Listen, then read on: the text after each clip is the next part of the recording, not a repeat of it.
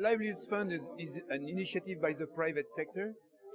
Large companies produce CO2 emissions, but at the same time, there are ecosystems that sequestrate carbon.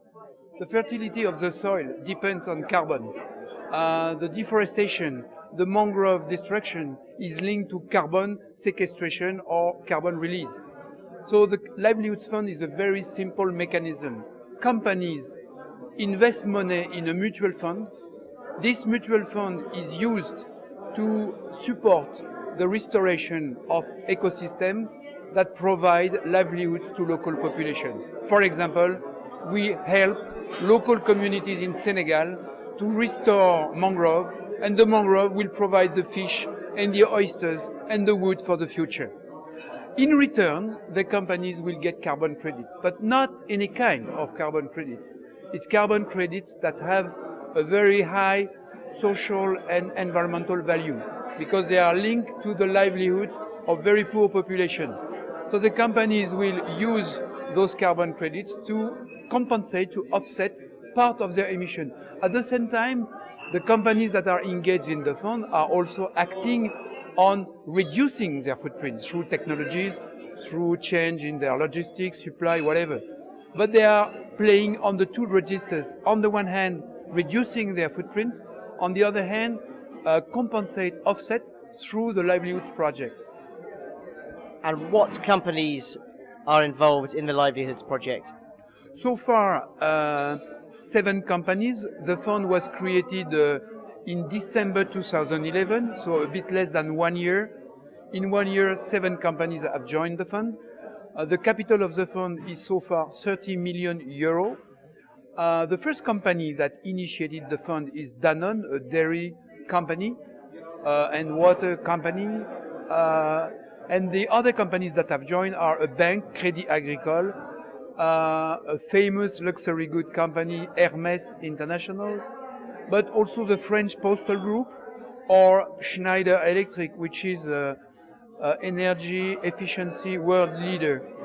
So large corporations, they are all engaged on climate change and poverty alleviation, and they wanted to do something different, not just buying carbon credit from the market, and they wanted also to engage in the project, because for them, it's a learning opportunity.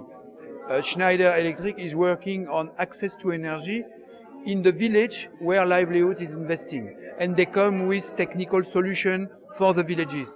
With Danone, we work on nutrition and reducing malnutrition in the villages. The carbon markets seem to be in crisis at the moment, and perhaps that is linked with the economic crisis, or perhaps it's linked with policy inactivity. Are you confident that companies like this will maintain their interest even if the carbon market happened to collapse and they couldn't use those credits anywhere else? There are two carbon markets. One is the compulsory market, where large emitters such as the electricity company or chemicals, the large corporation had the duty to reduce or to buy carbon credits. This market is at the moment in a difficult phase. We don't know what will be the solution in the future.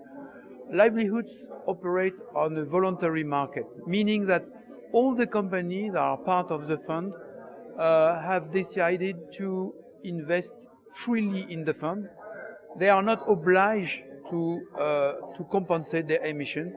So they do it because they want to engage. And because it's a voluntary approach, of course, they are looking for high quality carbon credit, not just for price. The benefit of the fund is that we share, we mutualize the technical approach of the project, and we mutualize the risk. One company alone could be with great difficulty select and implement such project with local NGO in such countries. But all together, we are able to mobilize the right technical resources to select the right project and monitor these projects. And we're talking about a huge company like Danone. Why do you think, what is their incentive for getting involved in a project like this? Do you think that, do you think the public will expect more of these big companies in the future, and they're, in a sense, getting a head start? If you consider Danone, what is the business of Danone? It's basically processing product from the soil. It's milk. It's food is out of the cultivation of the soil. So and when we bottle water, such as the Evian water, what is it? Is it natural, safe water that is processed by nature? So it is quite natural that companies like Danone are very much involved in any kind of innovation where we are able to create the link between production, livelihoods, and conservation of natural resources.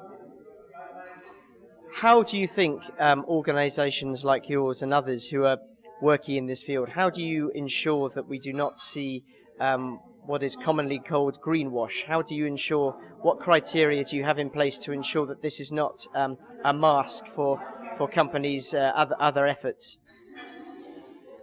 I think it's quite simple. We need to be trusted on what we do.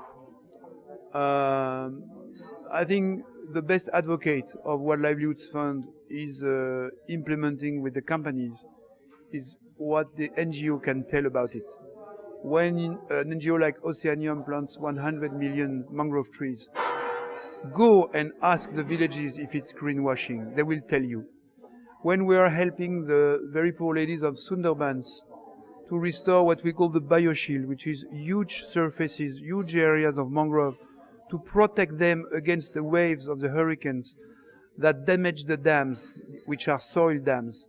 And then the waves go into the rice pads, and then there is no more crops because it's salt water. Go and tell the ladies in the Sundarbans villages that it's greenwashing. They will tell you.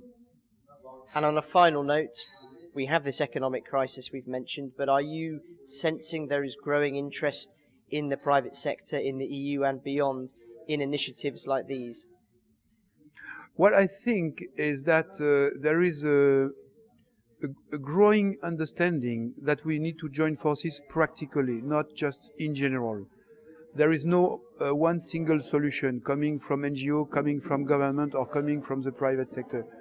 How can we co-invent solutions which have an impact on a large scale? What is, I think, important in the way we approach this issue is that we really want to reach scale. There are many very interesting small-scale projects, but the question is, how can we really have an impact on a large scale?